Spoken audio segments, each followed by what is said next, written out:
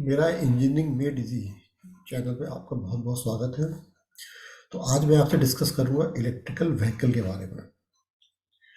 मैं आपसे फिर से रिक्वेस्ट करता हूं कि मेरे चैनल को सब्सक्राइब कर लें, जिससे कि मैं आपको जो भी नए चैनल या नए भी वीडियोस बना रहा हूँ मैं आपको शेयर करता रहूँ। तो सबसे पहले समझिए कि इलेक्ट्रिकल व्हीकल होता क्या है। तो इलेक्ट्रिकल व्हीकल क्या होता है?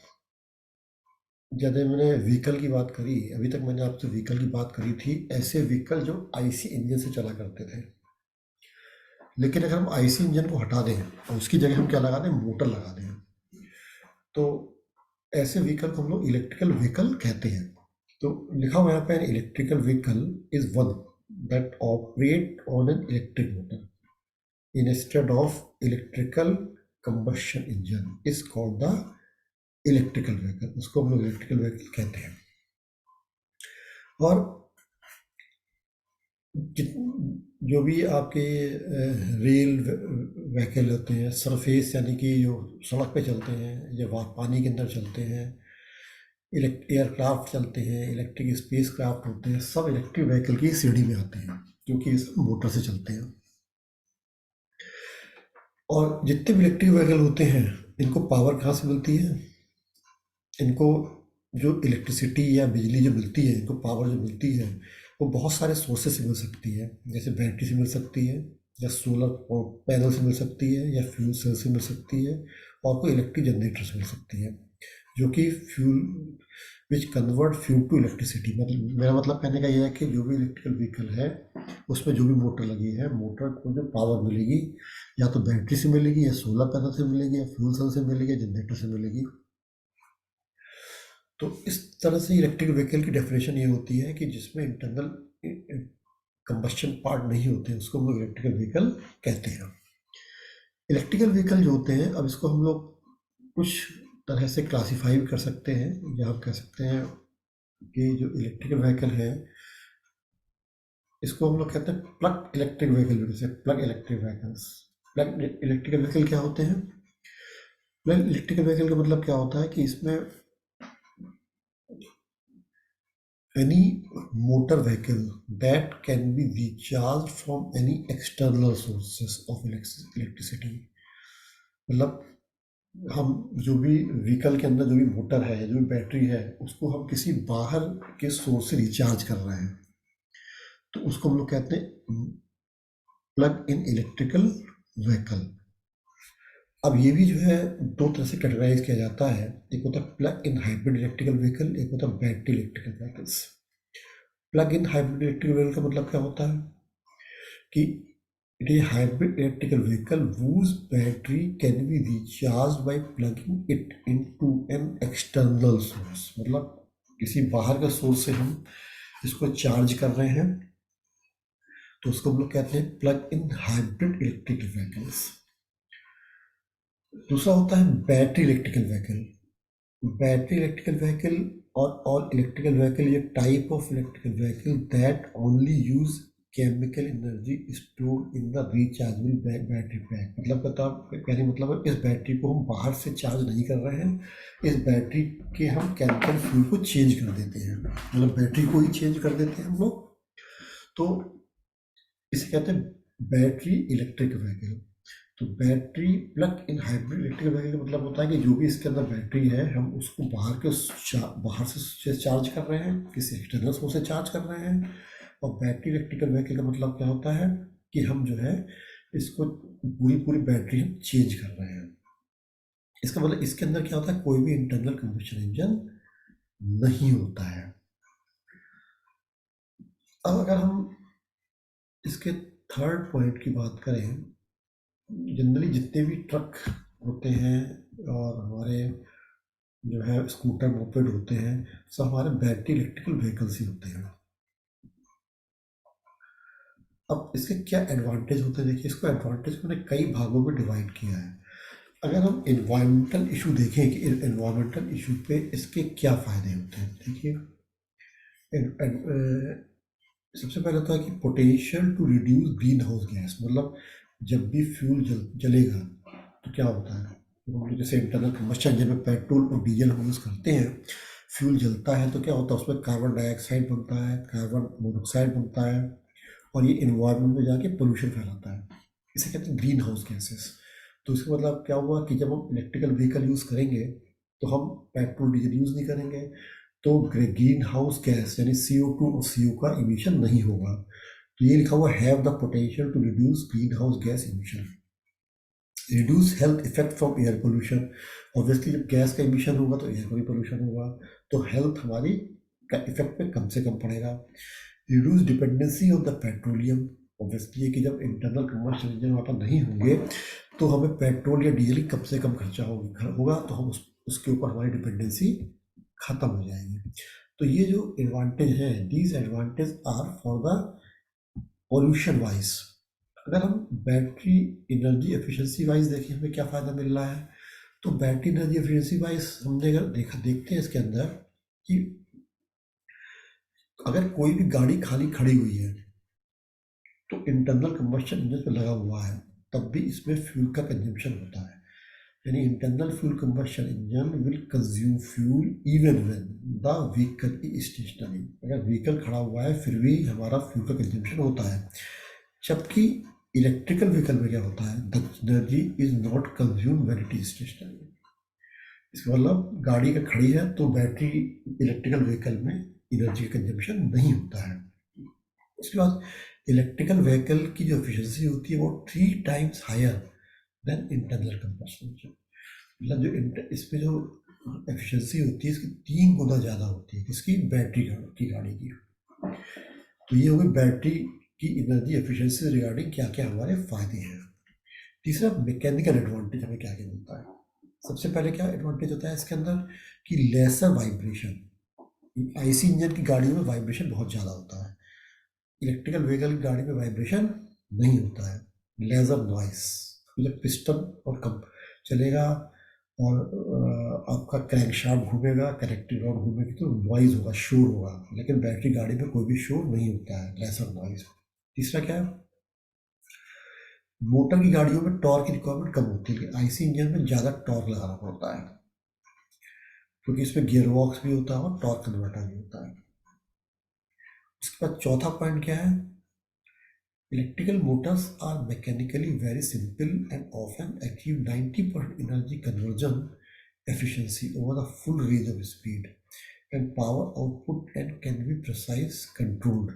कहने का मतलब है कि इसमें जो हमारा एफिशिएंसी होती है वो ज़्यादा अच्छी होती है। बैटरी की जो एनर्जी होती है, जो केमिकल एनर्जी होती है, उसको हम इलेक्ट्रिक एनर्जी में 99% कन्वर्ट कर सकते हैं, लेकिन जो आईसी इंजन होता है उसमें हार्डली एफिशिएंसी 40 या 50% होती है। इसका मोस्ट ऑफ द एनर्जी जो है हमारी इन्वायरमेंट में लॉस हो जाती है। तो इस केस में इसकी हमारी एफिशिएंसी ज़्यादा अच्छी मिलती है और इलेक्ट्रिकल गाड़ियों में एफिशिएंसी ज़्यादा अच्छी होती है और आईसी इंजन वाले में एफिशिएंसी कम होती है। अब एक चीज़ और देखना है कि जब इलेक्ट्रिकल व्हीकल बना रहे हैं तो इसका क्या इम्पैक्ट पड़ रहा है, काफ़ी ज़्यादा इम्पैक्ट पड़ रहा है इकोनॉमिक ग्रोथ पे। तो सबसे पहली बात तो है कि जब बैटरी गाड़ियाँ बनेंगी तो बैटरियाँ बहुत बनेंगी, जब बैटरियाँ बहुत बनेंगी तो क्या होगा, huge boost to the Indian economy due to manufacturing in battery industry. Battery की इंडस्ट्री लगेगी तो क्या होगा, हमारी एम्प्लॉयमेंट जनरेट होगा। उसके बाद there needs to be mini and micro auto component industries which employ large number of people. क्या होगा, जब हमारे इलेक्ट्रिकल व्हीकल बनेंगे तो इसमें बहुत सारे छोटे छोटे कंपोनेंट बनेंगे तो उनकी इंडस्ट्री लगेगी, तो उससे भी क्या होगा, हमारा एम्प्लॉयमेंट जनरेट होगा। और ऐसा एस्टिमेट किया जाता है कि एम्प्लॉयमेंट जो है 5 से 8,50,000 2030 में ज़्यादा क्रिएट होगा इलेक्ट्रिकल व्हीकल से। ये मोस्टली जो कुछ इंपॉर्टेंट पॉइंट थे, प्रॉफिट थे, जो मैंने आपको बताया कि इलेक्ट्रिकल व्हीकल बनने से क्या क्या हमारे प्रॉफिट होंगे। इसमें कुछ इंपॉर्टेंट क्वेश्चन बनते हैं जो मैंने लिखे हुए हैं। What are the electrical vehicles, क्या होते हैं, what is the need for electrical vehicle, electrical vehicle की नीड क्यों पड़ी हमारे पास। तो जो भी हमारे फ़ायदे हैं उन फायदे को हम गिना सकते हैं, उसी वजह से हम इलेक्ट्रिकल व्हीकल लगा रहे हैं। What are the advantage of the electrical vehicle, वो भी मैंने आपको बताया था क्या क्या हमारे एडवांटेज होते हैं। मेन हम आते हैं main components of electrical vehicles. Vehicle के क्या क्या मेन कंपोनेंट होते हैं। देखिए ये यहाँ पे एक कार देखिए आप, इसके अंदर लगी हुई है।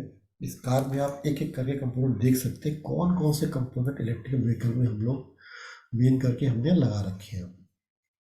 तो अगर हम इलेक्ट्रिकल कंपोनेंट की बात करें इसके अंदर, तो आप देखिए, सबसे पहले देखिए ये बैटरी लगी हुई है, this battery, on board charge दूसरा कंपोनेंट है, तीसरा transmission, charge port, traction battery pack, ये देखिए ये है ट्रैक्शन बैटरी पैक और मेन बैटरी, और ये होती ऑक्सिलरी बैटरी।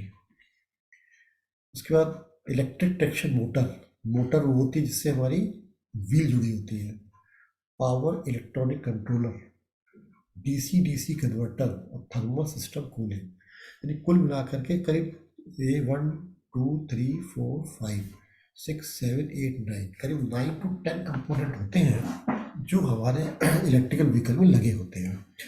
अब मैं एक एक करके जो है इस पर आपको डिस्क्रिप्शन बताऊंगा कि किसका क्या यूज़ होता है। तो ये देखिए डिफरेंट कंपोनेंट्स हैं जो इस गाड़ियों में लगे हुए हैं, और ये देखिए ऑन बोर्ड चार्जिंग, ये देखिए चार्जिंग पोर्ट लगा हुआ है, जैसे चार्जिंग पोर्ट, ये तार निकला हुआ, नीले रंग का तार निकला हुआ है, इसको हम लोग बाहर के सोर्स से लगा देते हैं तो गाड़ी हमारी चार्ज हो जाती है।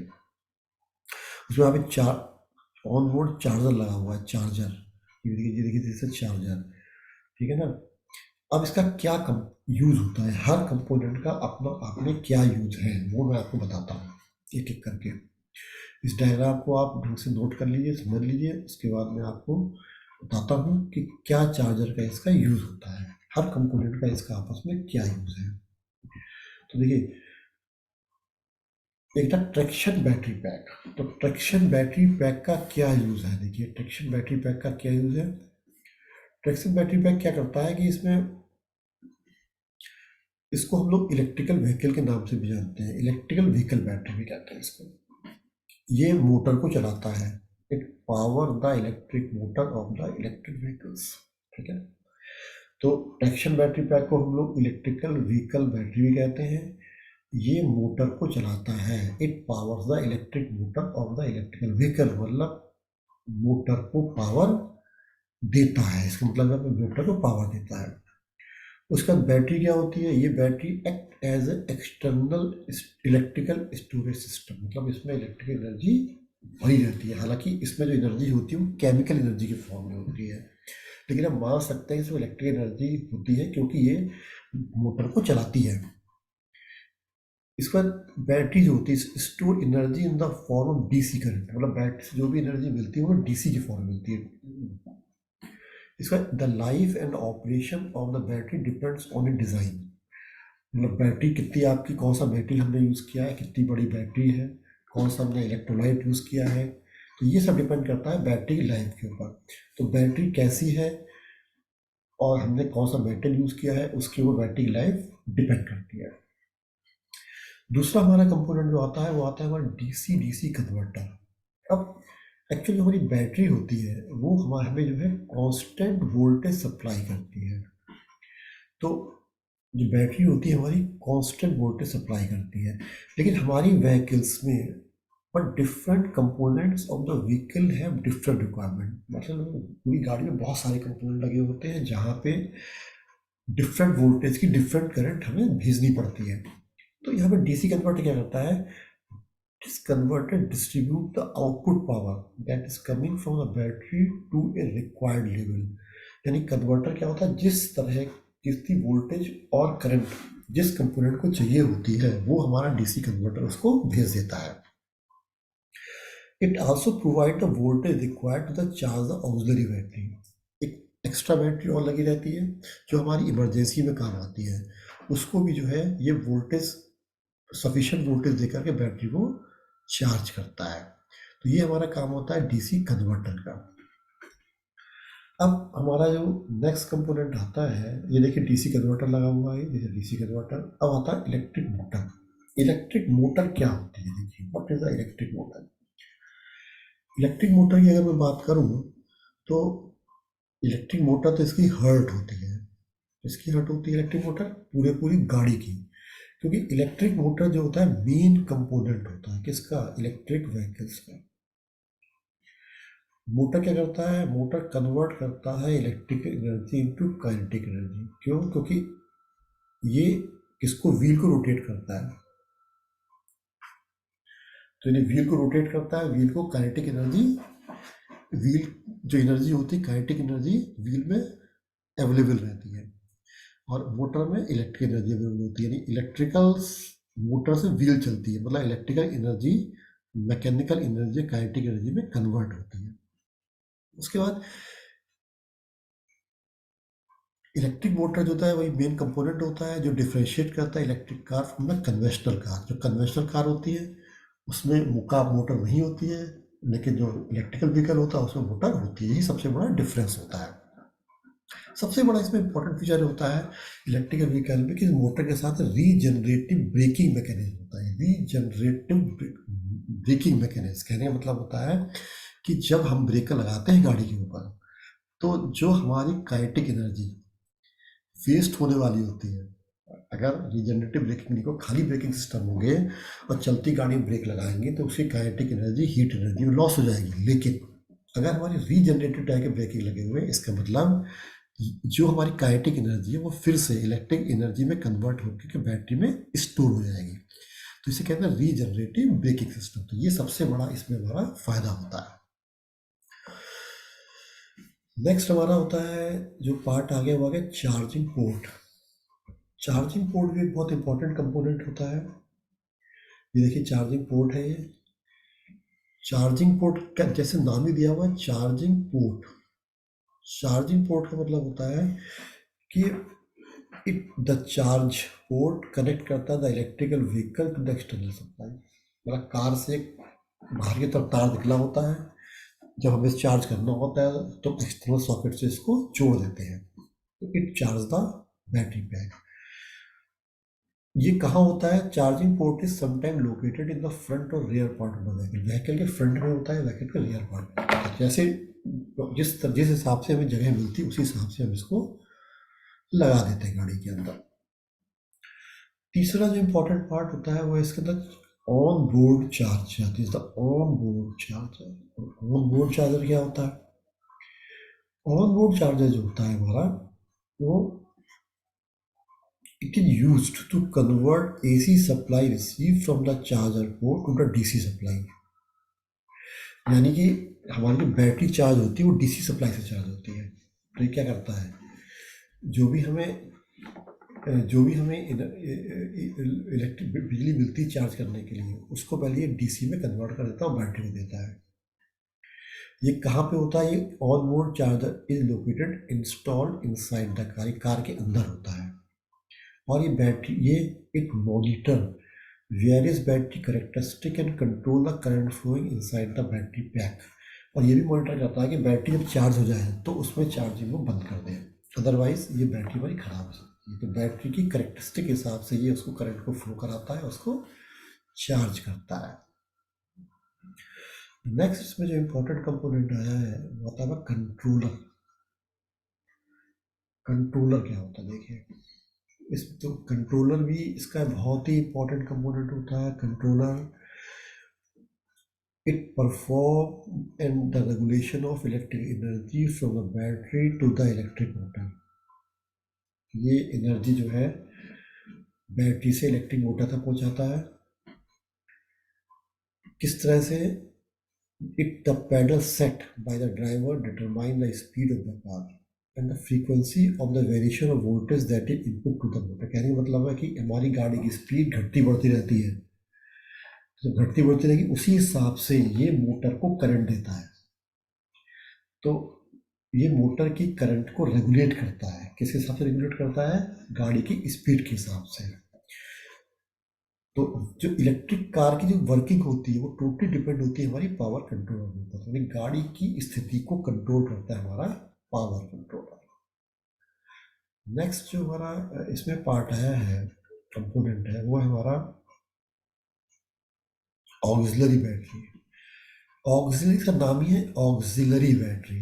ऑक्सिलरी मतलब होता है एक एक्स्ट्रा बैटरी, इमरजेंसी के लिए हमने बैटरी रखी हुई है। ये क्या करता है? Auxiliary battery are the source of electric energy for the accessories in electric vehicles. Electric vehicle के अंदर और भी बहुत सारी एसेसरीज होती हैं तो उसको एनर्जी सप्लाई करता है। In the absence of main battery, the auxiliary battery will continue to charge the car मतलब कि अगर मान लीजिए हमारी बाइक में किसी वजह से हमारी बैटरी काम करना बंद कर देगी, तो ऑक्सिलरी बैटरी जो है मोटर को चलाएगी और उससे हमारी गाड़ी चलेगी। मतलब इमरजेंसी केस में काम आती है। अचानक हमारे ब्रेक गाड़ी में लगाने ब्रेक नहीं लग पा रहे हैं क्योंकि हमारी मोटर ख़राब हो गई है, तो क्या होगा, ये इमरजेंसी जो ऑक्सिलरी हमारी बैटरी होगी, ये हमारी जो है ब्रेक को लगाने के काम आएगी।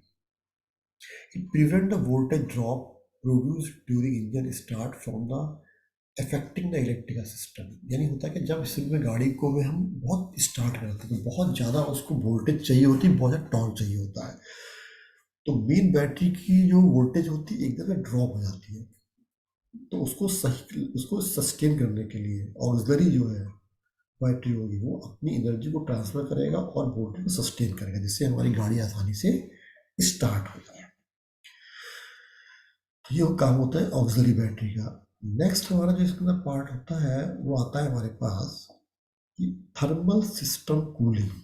थर्मल सिस्टम कूलिंग, इसका नाम ही दिया कूलिंग। कूलिंग माने होता है ठंडा करना। यानी जब हमारी गाड़ी चलती है तो बहुत सारे कंपोनेंट से गर्म हो जाते हैं, और अगर ये गर्म ही रहेंगे तो अचानक क्या होगा, इतना टेम्परेचर बढ़ जाएगा कि हमारा मेटल खराब हो सकता है, गल मेल्ट हो सकता है। तो इसलिए प्रॉपर टेम्परेचर को मेंटेन करना बहुत ज़रूरी होता है। तो ये क्या करता है, it maintain an operating temperature of the main component of the electrical vehicle such as electrical motor and controller. ये सबके टेम्परेचर को मेंटेन करता है। It function during charging as well to obtain maximum performance। यानी कि ये temperature इस तरह से मेंटेन करता है कि गाड़ी की परफॉर्मेंस आपको मैक्सिमम मिले। It use A combination of thermo electric cooling, force air cooling and liquid cooling. ये क्या करता है, ये आपको इलेक्ट्रिक कूलिंग, एयर कूलिंग और लिक्विड कूलिंग का काम हमारा आता है। नेक्स्ट हमारा इसे पार्ट आता है ट्रांसमिशन। ट्रांसमिशन मतलब ट्रांसमिट करना। क्या ट्रांसमिट करना, हमारा एनर्जी को ट्रांसमिट करना। तो इसमें जो है ये कहता है, it use to transfer mechanical power from electric motor to the wheel through gear box. यानी क्या होता है, मोटर और व्हील के बीच में गियर बॉक्स लगा होता है। तो मोटर जो है डायरेक्ट पावर व्हील को नहीं देती है, गियर बॉक्स के थ्रू पावर हमें ट्रांसफर करती है। तो जब इस केस में क्या होता है कि ट्रांसमिशन एफिशिएंसी ज़्यादा से ज़्यादा हम लोग रखते हैं, जिससे कि लॉसेस कम से कम हो। और इलेक्ट्रिक कार की सबसे बड़ी विशेषता इसमें ये होती है कि इसे मल्टी स्पीड ट्रांसमिशन की रिक्वायरमेंट नहीं होती। मल्टी स्पीड जनरली हम लोग क्या कहते हैं कि मतलब क्लच सिस्टम नहीं होता है, एक ही गियर पे हम लोग गाड़ी चलाते रहते हैं, इसलिए जनरली इसकी स्पीड की जो गाड़ियाँ होती हैं वो कम स्पीड से चलती हैं। तो इस तरह से जो है ये हमारा पूरा कंपोनेंट होते हैं, different component of the car होते हैं। और कौन कौन से कंपोनेंट होते हैं मैंने आपसे डिस्कस किया, किसका क्या फंक्शन होता है ये मैंने आपको बताया। और होप सो कि आपको ये समझ में आ गया होगा किस तरह से काम करता है। ये सारे कंपोनेंट जितने लगे हैं मैंने सबका आपको फंक्शन बताया कि ट्रैक्शन बैटरी पैक क्या होती है, मेन बैटरी होती है। चार्ज पोर्ट क्या होता है, जहाँ से बैटरी को चार्ज करते हैं। ट्रांसमिशन क्या होता है, ट्रांसमिशन वो सिस्टम होता है जो कि मोटर और गाड़ी के व्हील के बीच में लगा होता है। ऑन बोर्ड चार्जर क्या होता है, जो कि एसी को डीसी में बदलता है। बैटरी ऑक्सिलरी क्या होती है, जब हमारी मेन बैटरी काम नहीं करती है तो ऑक्सिलरी बैटरी जो है एनर्जी सब जगह सप्लाई करती है। इलेक्ट्रिक ट्रैक्शन मोटर क्या होता है, मोटर वो पार्ट होता है जो कि व्हील से लगा रहता है, यानी व्हील को चलाने के काम आता है। पावर इलेक्ट्रॉनिक्स कंट्रोलर क्या होता है, ये जब गाड़ी की हम कम ज़्यादा तेज़ या बहुत तेज़ करते हैं, धीमी करते हैं, तो हमें उसी हिसाब से मोटर को भी धीमा और तेज़ किया जाता है, नहीं उसको उसी हिसाब से उसकी वोल्टेज को वो ट्रांसफ़र करता है, जिससे कि हमारी मोटर धीमी और तेज़ हो गाड़ी की स्पीड के हिसाब से। डीसी कन्वर्टर क्या होता है, जब बैटरी से जो मोटर में एनर्जी जाती है वो एसी जाती है, तो क्या करता है ये डीसी को एसी में कन्वर्ट करता है मोटर को। और जब इसमें चूँकि रीजनरेटिव ब्रेक लगे होते हैं, तो रीजनरेटिव ब्रेकिंग में क्या होता है, जो हमें एनर्जी मिलती है वो एसी मिलती है, तो ये पुनः बैटरी को डीसी सप्लाई करता है। मतलब एसी को डीसी भी सप्लाई करता है और डीसी को एसी सप्लाई भी करता है। जब ये मोटर को सप्लाई करता है तो डीसी सप्लाई एसी सप्लाई करता है, जब ये मोटर से खुद को लेता है तो ये डीसी की फॉर्म में लेता है, जिससे कि ये बैटरी को आसानी से सप्लाई कर सके। थर्मल सिस्टम कूलिंग क्या होता है, जितने भी कंपोनेंट गाड़ी में लगे होते हैं सबको इस टेम्परेचर को मेंटेन करने का काम आता है, जिससे हमारी गाड़ी खराब ना हो। तो मेरे ख्याल से आपको ये समझ में आ गया होगा। तो फिर भी आपको समझ में नहीं आया है तो मुझे कमेंट बॉक्स में जाके आप बता सकते हैं आपको क्या चीज़ समझ में नहीं आई, मुझसे पर्सनली बता सकते हैं कि आपको क्या चीज़ समझ में नहीं आई, जिससे कि मैं आपको दोबारा डिस्कस कर सकूँ आपसे। तो इसी उम्मीद के साथ कि आपको चीज़ें समझ में आ गई होंगी, मैं अपना लेक्चर ख़त्म करता हूँ। Thank you very much.